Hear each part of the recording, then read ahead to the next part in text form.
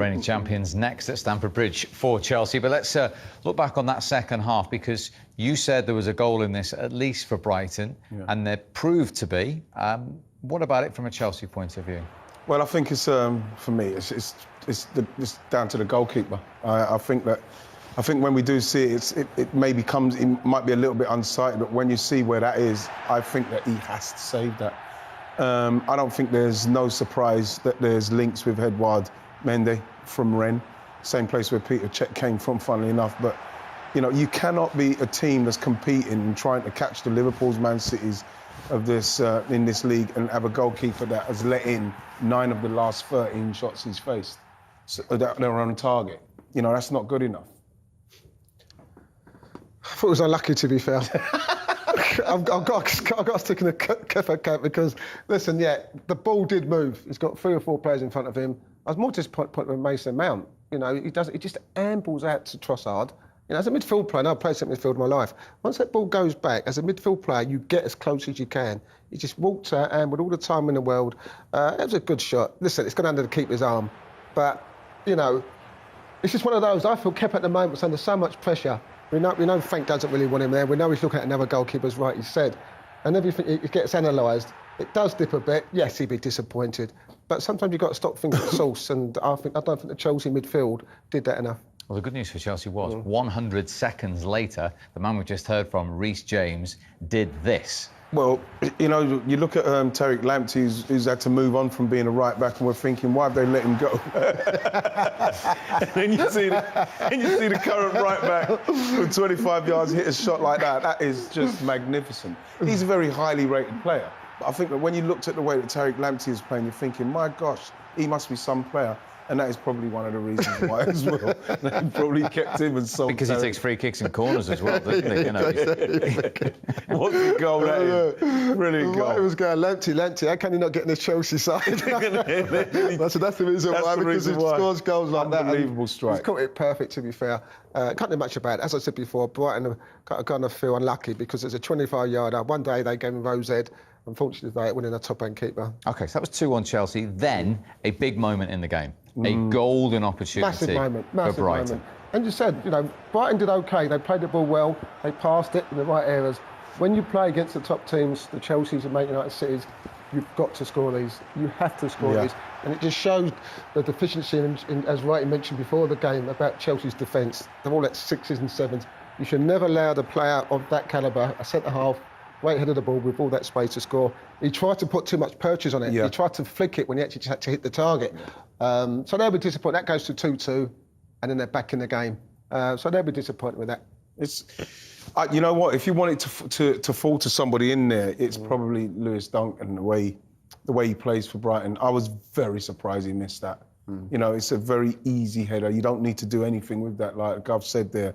But, like, it's you know what? It weren't their night. It weren't their night tonight. You know, you could see it was more Chelsea's night with the luck they had, even with their third goal, which we're probably going to see. And, like I say, they gave away the first goal. You cannot give them these chances. That there, just head it towards Kepa. Just head it towards the goalkeeper. Don't try and do what he's done there. He's trying to guide it into the goal. There's enough goal there. For me, as a striker, you just head that straight into where it's coming from. And if the keeper saves it and you think, oh my gosh, how's he saved it? You cannot miss the target there. That was one central defender at one end, and then at the other, Kurt Zouma off the Brighton centre-half, and it was 3-1. Yeah, to fair, as I said, this was Brighton so unlucky today. I mean, I'm not sure who's marking him. Another centre-half come up. Someone's got this tighter than that. And Webster just sticks his foot out. Hasn't got a clue where it is, to be fair. And as Wright said, that was just Chelsea's luck today. Chelsea weren't great today. Didn't play really well, but it was about getting 3 points in the first game, because I kind of feel now, looking at this Chelsea team, looking at the top 3 or 4, that if you lose one game, you know, because you feel City going to win all the time, Liverpool going to win all the time. If Chelsea want to be up there, they need to start winning these type of games, right? Yeah. And if they're going to win those games, then you're going to need a goalkeeper that's going to help you to win those games as well. Because what you'll find with City's goalkeeper and with Liverpool's goalkeeper, they will save games for you. They will win games for you. Chelsea won't do that with Kepa.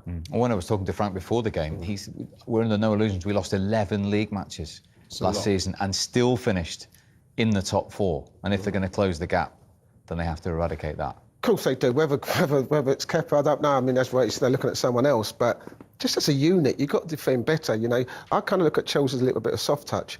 You know, really, really do. They played a lot of nice football. We talked about Loftus-Cheek tonight. He was so frustrating, me and Righty. You know, for someone with so much talent, he's not a kid no more. You know, he's 24, 25, a young man.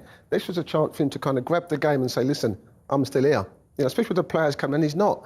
You know, and they're so soft in areas. They need to toughen up all over the park. Yes, you can look at Kepa, but you also got to look at Dunker, three-headed there. Where's the centre-halves? You know, it's a whole unit sometimes. I think it's easy to blame the keeper because he's the last of the defence, but sometimes the whole unit from the back four to the centre midfield players have got to defend the goal better. And it's easy to blame this keeper because he makes a lot of mistakes. And you always blame him by the looks of it. No, it's there. The stats are there to see.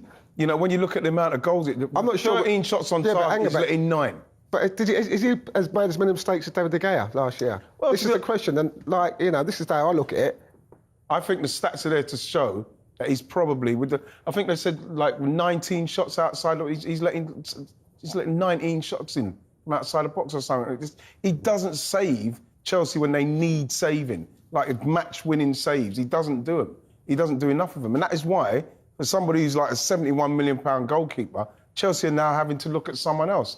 He's not the answer for him, especially if they're going to try and challenge. And is that because he's maybe lost confidence? Because we hear the rumours about Frank don't fancy him. You know, every game he's under pressure. No, I don't think it's anything to do with that. I think since he's come here, he looks the part. Price tag? I don't know.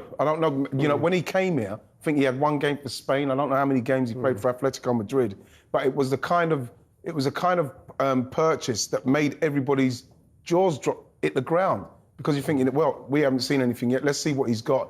He hasn't got anything special for Chelsea to have weighed out that money for him. And you're seeing it now that he is actually costing them. He'll cost them. OK, well, they still won the game. And talking of big money price tags, what did you make of the 2 Germans overall tonight? Very, very early days. Match 1. Haven't had too much time with their teammates.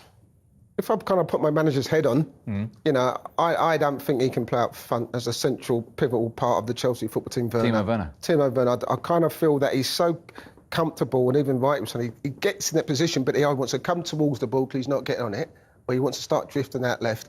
I think Havertz could be as a number 10 for me. I don't think, you know, at Leverkusen, where he's played as a centre forward all last season, not used to running back, you know, with full-backs and that. I think he hasn't got the pace. We saw one time when he gave it away and he had to kind of get back, but that's not his game. You don't pay £90 million for someone to keep chasing full-backs back. So I see him as more as a number 10. Whether you can go with a Pulisic and Havertz, I don't know, but it's the balance of the team that's so important for me. And when you look at Liverpool's top 3, City's top 3, Man United's now top 3, you know, they play consistently every week. Frank's got to get that top 3 or 4, where it is, right, if they're going to get challenged this title this year. The thing with Timo Werner, with his pace, once he does get to the pace of the Premier League and the actual system, what he's going to play, I don't know what it was today. Was it a 4-2-3-1? And if that's the case, then he will stay right in the centre. He's got to learn to do that, because if you're going to have Pulisic, Havertz and Ziyech, then that's enough chances for you to stay in there and not start to drift out. Probably, if it's me right now, that's what he'll probably have to learn to do, because I don't see him playing anywhere else in respect to the way Frank wants to do it, because I see him as their goal-scoring guy. So it's going to be interesting to see how it works, because the rest of those guys, they play those positions, and they're the creativity for him to be the end product. And some nice touches from Havertz along the way tonight. Yeah, I think that it was one of those situations, again, where he's playing against a team that you'll see is Brighton, and the games what he plays in Germany, you know, it's a similar kind of intensity, but nothing's like the Premier League and what this Brighton team, how this Brighton team played today. But you could see his left foot looks very nice, got some nice touches, seems very, very calm and cool about the way he plays the game. OK, well, it is a winning start for Chelsea and indeed for Sheffield United. And the 3 of us will see you